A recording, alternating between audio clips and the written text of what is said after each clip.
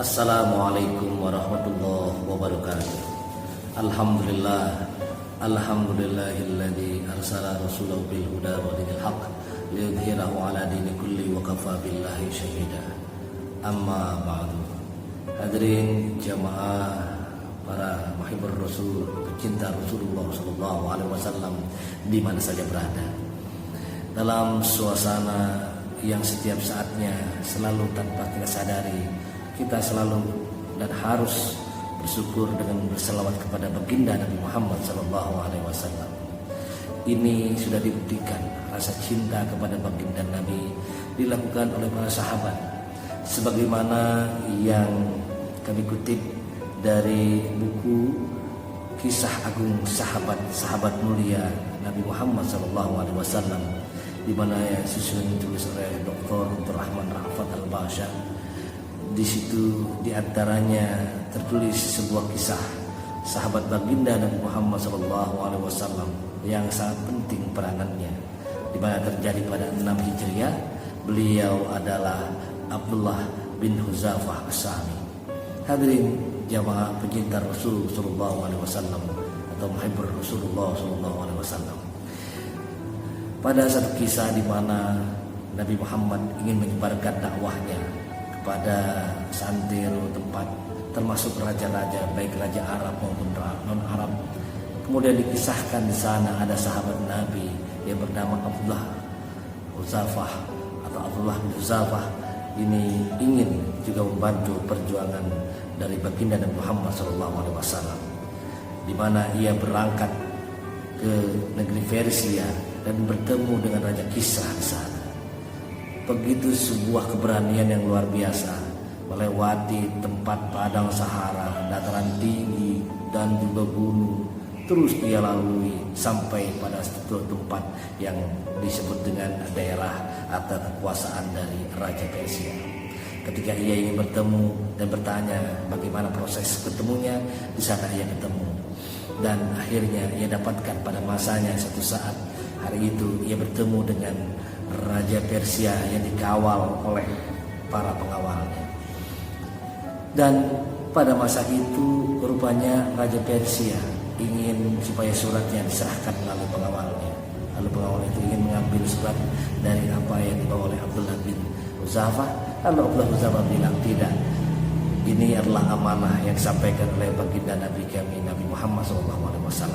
Aku ingin menyampaikan surat ini langsung kepada raja. Akhirnya dengan rasa yang begitu berat, pengawal menyampaikan apa maksud tujuannya, dan kemudian itu pula sang raja menyampaikan, panggil Abdullah bin Huzafah untuk menghadap. Ketika sahabat Nabi Abdullah bin Huzafah ini atau juga berada di depan Raja Kisra, lalu ia menyampaikan apa maksud tujuannya.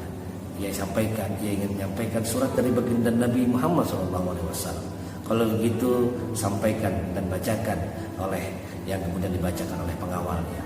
Ketika dibacakan diawali dengan dari Nabi Muhammad SAW, Rasulullah, dan diteruskan kepada Raja Kisra Persia yang agung, yang dimana ada kata-kata semoga diberikan petunjuk. Pada kalimat inilah sang Raja Kisra ini merasa tidak terima atas kata-katanya dan merasa namanya dikalahkan terlebih dahulu dengan namanya Nabi Muhammad. Di sini bisa diungkapkan bahwasanya akhirnya Raja Kisra merasa tidak nyaman, lalu akhirnya merobek surat-surat itu. Dan sesaat itu pula akhirnya Abdullah bin Huzafah diusir dari hadapan baginda, dari hadapan Raja Kisra. Dan saat itu pula sampailah Abdullah bin Huzafah ke kota Madinah, tempat baginda Nabi Muhammad SAW, mendengar kisah apa yang dilakukan dan suasana yang terjadi di Persia. Kemudian Nabi Muhammad pada saat itu mengatakan, insya Allah pada saatnya Persia akan justru tersobek-sobek, sebagaimana surat dari baginda Nabi yang disobek-sobek oleh Raja Kisra. Dari poin ini kita menyampaikan, dan pada saatnya juga rupanya kemudian beberapa tahun kemudian setelah Nabi Muhammad meninggal, kita tahu pada masa Khalifah Umar bin Khattab dengan Panglima Sa'ad bin Abi Waqqas pada saat itu dapat melakukan menaklukkan dari kerajaan Persia. Artinya begitulah dari kisah segala sesuatu, amal, harta, dan juga apa yang kita cintai dalam dunia tidak akan semestinya kita akan bawa mati. Termasuk apa yang dilakukan oleh Raja Persia, sebegitunya ia merasa kuat, sebegitunya ia merasa kokoh, dan pada masanya pun ia akan tenggelam, dan pada masanya pun ia akan kalah, dan itu semua yang tidak akan dibawa mati.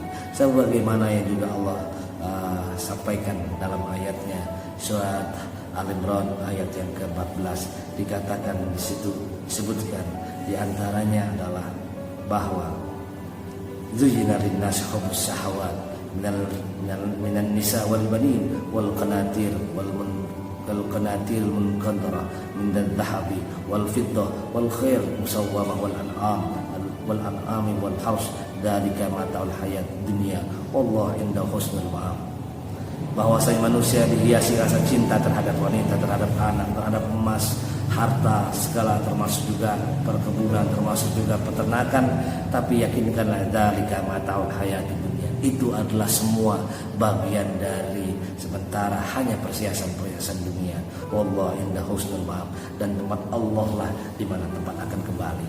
Artinya poin di sini marilah kita berintrospeksi diri untuk tetap kiranya apa yang kita miliki semuanya menjadi jalan kita menuju Allah, menuju jalan kita untuk cinta kepada Allah, menuju jalan kita untuk cinta kepada baginda Nabi Muhammad sallallahu alaihi wasallam. Mudah-mudahan kita mengambil hikmah dari semua ini. Wallahu muwaffiq ila aqwamit thoriq. Wassalamualaikum warahmatullahi